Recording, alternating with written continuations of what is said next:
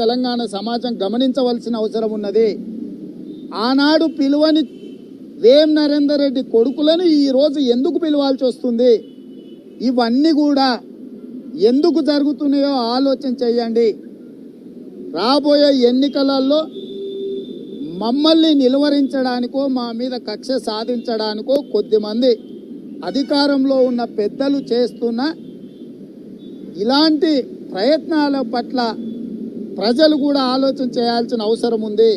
కాబట్టి ఈరోజు మీడియా మిత్రులందరూ కూడా నా విజ్ఞప్తి ఒకటే, ఒక సంఘటనకు సంబంధించిన విచారణను ఎన్నిసార్లు విచారిస్తారు, ఎన్ని రకాలుగా విచారిస్తారు, ఎన్ని సంస్థలు విచారిస్తాయి, అక్కడ ఎఫ్ఐఆర్ అయిన తర్వాత అక్కడ ఛార్జ్షీట్ అయిన తర్వాత మళ్ళీ ఇక్కడ ఈసీఐఆర్ అని మళ్ళీ ఈడ కొత్త కేసు మళ్ళీ మొదటి నుంచి మొదలు పెడుతుందంటే ఏంది దీని అర్థం? నేను ఒక్కటే అడుగుతున్న సూటిగా, ఈ రాష్ట్రంలో మన ఎన్నికలలో 150 కోట్లను మేము పట్టుకున్నామని చెప్పి రజత్ కుమార్ చెప్పారు. ఈ 150 కోట్లకు సంబంధించిన కేసులు ఎన్నిటిని ఏసీబీకి ఇచ్చిండ్రు, ఇన్కమ్ ఈడీకి ఇచ్చిండ్రు. నా మీద పోటీ చేసిన నరేందర్ రెడ్డి దగ్గరనే 51 లక్షలు దొరికింది. నాది 50 లక్షల కేసు అంటారు. నా మీద పోటీ చేసిన నరేందర్ రెడ్డి దగ్గర 51 లక్షల రూపాయలు నగదు దొరికింది. 3 రోజుల్లోనే 7.5 కోట్ల రూపాయలు ఖర్చు పెట్టిన డైరీ దొరికింది. సారాయి పంపకాలు, నగదు పంపకాలు, ప్రలోభాలు, ఇచ్చిన నాయకుల వివరాలు అన్నీ దొరికినాయని నేను ఆరోపణ చేస్తలేను. ఇన్కమ్ ట్యాక్స్ రేడ్ చేసి పట్టుకొని ఇన్కమ్ ట్యాక్స్ అధికారులే సంబంధిత ఎన్నికల అధికారులకు నివేదిక ఇచ్చిండ్రు. మరి చంద్రశేఖరరావు పార్టీ నుంచి పోటీ చేసిన అభ్యర్థి మీద వచ్చిన ఆరోపణను ఎందుకు ఈడీకి ఇవ్వలేదు, ఎందుకు ఏసీబీకి ఇవ్వలేదు? అంటే మీకు కావాల్సిన వాళ్ళు ఎన్ని నేరాలు చేసినా, ఘోరాలు చేసినా నరేంద్ర మోడీ గారి సహకారంతో కేసీఆర్ గారు కాపాడుకుంటూ ఆయన తప్పిదాల మీద పోరాటం చేస్తున్న మాలాంటి వాళ్ళ మీద ఇలాంటి వేధింపులకు గురి చేసే కేసులు పెట్టి వేధిస్తున్నాడంటేనే మోడీ కేసీఆర్ యొక్క అనుబంధం ఎంత బలంగా ఉన్నదో, వాళ్ళు ఎవరెవరిని వేధించాలనుకుంటున్నారో మీకు అవగాహనకు వచ్చి ఉండొచ్చు అని నేను అనుకుంటున్నాను. అంటే అధికారులకు సంబంధించిన వివరాలు చెప్పడం సరైనది కాదు.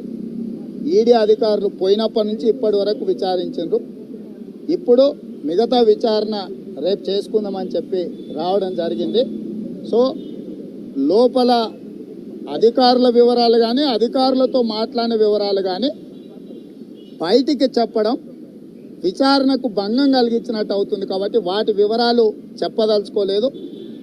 రాజకీయపరమైన అంశాలు, రాజకీయ పార్టీలు, వాటి అధ్యక్షులు, ప్రభుత్వాలు చేస్తున్న అరాచకాల మీద స్పష్టంగా మాట్లాడతాం, పోరాటం ఉంటుంది. Thank you. ఇంకా నాకు తెలియదు, నేను లోపలనే ఉన్నా కదా, ఇప్పుడు చూసిన కదా ఇన్ని రోజులు. ఇక దాని మీద మళ్ళీ మాట్లాడతా. నేను అన్ని వివరాలు నేను నిన్ననే చెప్పిన, మీకు ఎవరెవరికి ఇయ్యడో ఎందుకు ఇయ్యడో నిన్న చెప్పింది మాత్రం రాయలేదు. ఈరోజు మళ్ళీ అడుగుతారు. నేను నిన్న క్లియర్గా చెప్పిన కదా, నిన్న చెప్పిన కదా, హరీష్కి ఇవ్వడం నిన్ననే చెప్పిన, తుమ్మల నాగేశ్వరరావుకి ఇవ్వడని చెప్పిన, నాయన నరసింహారెడ్డికి ఇవ్వడని చెప్పిన, కడియం శ్రీగారికి ఇవ్వడని చెప్పిన. తెలుసు కేసీఆర్ ఏం చేస్తాడో తెలుసు.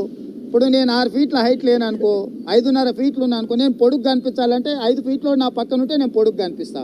6 ఫీట్లో నా పక్కన ఉంటే నేను 5.5 ఫీట్లు ఉంటే పొట్టికి కనిపిస్తా. కేసీఆర్ చేసే దుర్మార్గాలు, అవినీతి, ఇవన్నీ కొంచెం నిజాయితీ పరులు నాయన నరసింహారెడ్డి లాంటి వాడు, కడియం శ్రీగారు లాంటి వాళ్ళు పక్కన ఉంటే ఈయన అవినీతి బండారం బయటపడుతుంది. కాబట్టి వాళ్ళని బయటపడేసి అంతకంటే పనికిమాలిన వాళ్ళని పక్కన పెట్టుకుని, పనికిమాలిన వాళ్ళు ఈయన కొంచెం పర్వాలేదా అని అనుకోవాలని చెప్పి పనికిమాలిన వాళ్ళందరినీ సంఘం పెట్టుకొని ఉంటాడు. నాకు తెలియదు ఎవరెవరికి ఇచ్చిరో కానీ అది కేసీఆర్ యొక్క రాజకీయ వ్యవహార శైలి. కాబట్టి వీటికి సంబంధించి మళ్ళీ నిదానంగా మాట్లాడతా, రేపటి నుంచి తప్పకుండా మాట్లాడతా.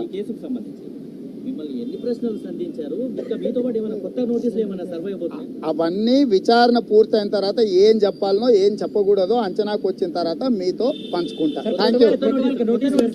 అది వాళ్ళని అడగాల్సిన ప్రశ్న.